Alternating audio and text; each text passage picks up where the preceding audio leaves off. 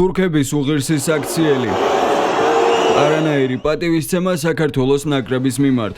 ჩუმჩუმელა და არაკაცური ჟესტები აფუჭებს ფეხბურთს. ისინი ქართველებს ავარჯიშებდნენ სტადიონზე, რომელიც ნაგავსაყრელის გვერდით იყო. იქ ნორმალურად ვარჯიში კი არა, სუნთქოც ძალიან რთული იყო. ხოლო ვილი სანიოლი კვლავ თავის სტიქიაშია და საკუთარ განცხადებაში ყველა და ყველაფერი დაადანაშაულა, მაგრამ ხმა არ ამოუღია თავის უსუსურობაზე. რა თქმა უნდა, გიორგი ჩაკვეტაძე უდიდესი დანაკლისია საქართველოს ნაკრებისთვის, რადგან ბურთის ამოტანაში ერთ-ერთი ან საუკეთესოც არის. მაგრამ ჩვენ ასევე გვყავს კარგი ფეხბურთელები 21 წლამდელებში და ქართულ ლიგაშიც. ნამდვილად ნიჭიერი ფეხბურთელები. სად არიან ისინი? რატომ არ უყურებს ვილი ქართულ ფეხბურთს? ასეთი მიდგომა არ ვარგა.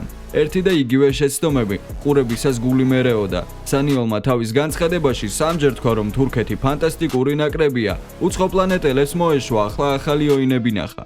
იმაზე რატომ არ საუბრობს თუ ოთარ კიტეიშვილი რატომ ფარავდა 3 მეტრიან გოლიაც, რომელთანაც ბუნების შედეგის გამო არანაირი შანსი არ აქვს ორთაბრძოლაში.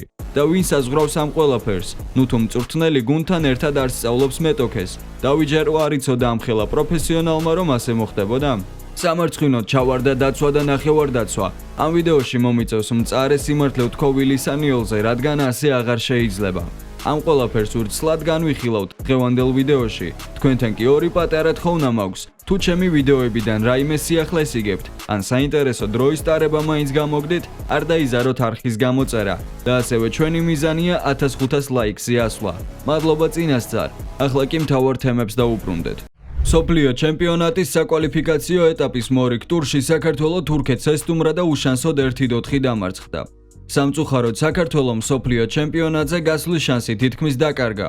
თურქეთის ნაკრებიდან პირველი გოლი ილდიზმა მე-14 წუთზე გაიტანა. 22 წუთზე ჰაკან ჩალხანოღლუმ კუთხური ჩააწოდა, რასაც დემირალმა უპასუხა და სხვაობა 2-მდე გაზარდა. საინტერესო ის გახლავთ, რომ ალაჰლის ტანმაღალ უკანა ხაზელს ოთარ კიტეიშვილი მეურვეობდა. თურქეთი აქტიურობას აგრძელებდა და შეტევაზე ანხორციელებდა. ამ აქტიურობამ შედეგი 35 წუთზე გამოიღო და აქ გუნმა ჯვაროსნებს მესამე გოლი გაუტანა. პირველი ნახევარი 3-0 დასრულდა. მონტელას შეგირდებმა მეორე ტაიმი კვლავ აქტიურად დაიწყეს და 52 წუთზე მეორე გოლის სცენარი განმეორდა.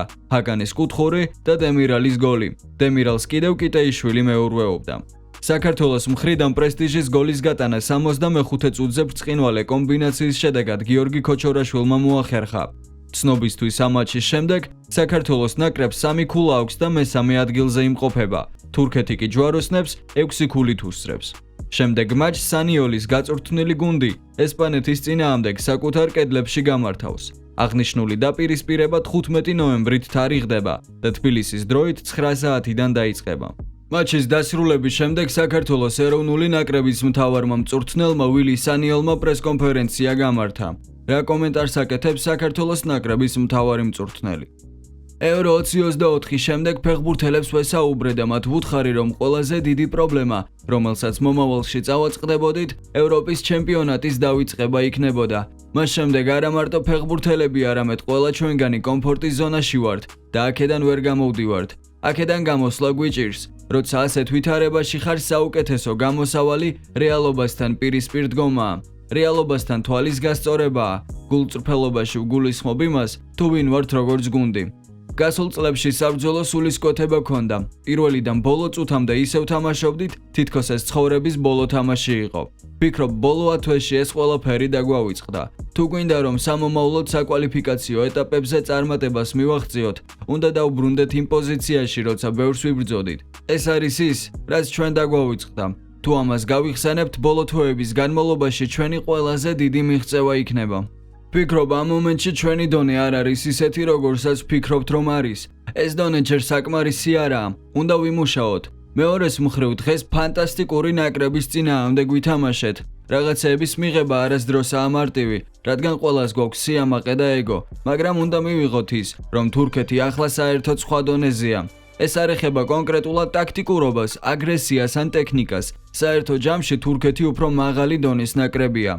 ყველა გუნდის წინააღმდეგ გუნდურად წარმატებული თამაში მნიშვნელოვანია. შესაძლოა ინდივიდუალურად ძლიერი ფეხბურთელები გყავდეს. მაგრამ ინდივიდუალურად ძლიერი მოთამაშეების შესაძლოა სხვა გუნდსაც არანაკლები, ან უფრო მეტი რაოდენობის ყავდეს. ამიტომ სიძლიერე ერთად უნდა ვაჩვენოთ. ეს აუცილებლად უნდა აისახოს მომავალში. კვლავ მინდა ხაზი გაუსვა სანიოლის რამოდენიმე ფრაზას. კი ვეთანხმები, რომ ადრე ნაკრები ისე თამაშობდა ყოველ შეხვედრას თითქოს ბოლო იყო. სამწუხაროდ ეხლა ეს ყველაფერი არ ჩანს.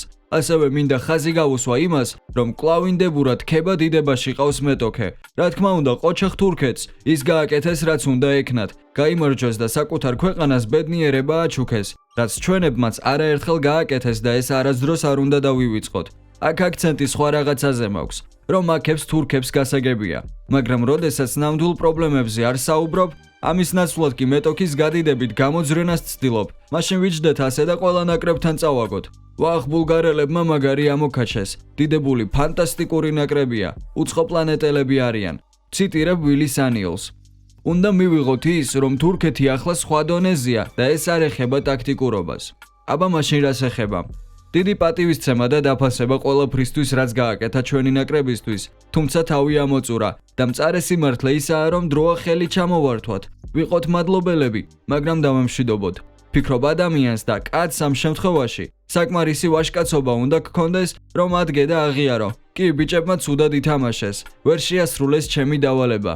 ან აი ჩემმა ტაქტიკამ კვლავ არ გაამართლა. რაშია საჭირო თავის დაძვრენა. ცუდი პერიოდები ყოველთვის და ყველას აქვს და ეს ნორმალურია. რაღაც ნაწილი ხომ არ ვართ ცხოველები. გავუგებთ ადამიანურად რომ დადგეს და თქვას, ვერ გავამართლეთ თქვენი იმედი გულშემატკივრებო, რისთვისაც ვიხდი ბოდიშს. რას გვადებილებ ამ ხელაკაცი? ეგრე რომ მოქცეულიყო მეტი პატივისცემა მექნებოდა და ყველას მეტად გვექნებოდა სურვილი, რომ მორიგი შანსი მიიღოს. თუმცა ახლა დროა სანიოლს დავემშვიდობოთ. ფედერაციას რომ ერევა ესაც ძალიან ცუდი ფაქტია. და მოკლედ რომ ვთქვათ, ჩვენ უბრალო რიგითი გულშემატკივრები ვერასდროს ვერ ჩავწდებით იქ რა მაქინაციები მიმდინარეობს. სამაგიეროდ ვუყურებთ ამ მატჩებს და გული შეგვთქივა. აი ეს არის რეალობა. მოკლედ რომ ვთქვათ, ცუდ დღეში ვართ, მაგრამ არა უშავს. ჯერა რომ ჩვენი ნაკრები ისევ გაიბწყინებს და მოგცემს ბევრ მიზეზს რომ ვაქოთ. ყოველი მათგანი ჩვენი ოჯახის წევრი ვითაა. ბევრი კომენტარი ვნახე წინა ვიდეოზე, სადაც მე და ზოგს გვეჩხუბებით, რას ელოლიავებით, მერე რა რო ჩვენები არიანო. ყველა ვირჩევთ ჩვენ გულშემატკივრობის გზას და მეთოდებს.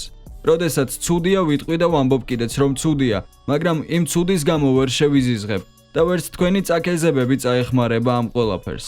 არ შეიძლება ერთ დღეს ადიდებდე და როგორც კი ფეხი დაცდება ადამიანს, ეგრევე ჩაქოლო. ყველა იმსახურებს შანსს და ცხოვრება ყველას გვაგდებს მსგავს სიტუაციაში, როდესაც შანსი გვჭირდება. ამიტომ ვფიქრობ თუ ისე არა, კარმას მაინც გაუფრთხილდით. დღევანდელი ვიდეო კი დასასრულს მივუახლოვდა. თუ დაალაიქებთ ძალიან დამეხმარებით. მე კი გემშვიდობებით და აბა წარმატებები.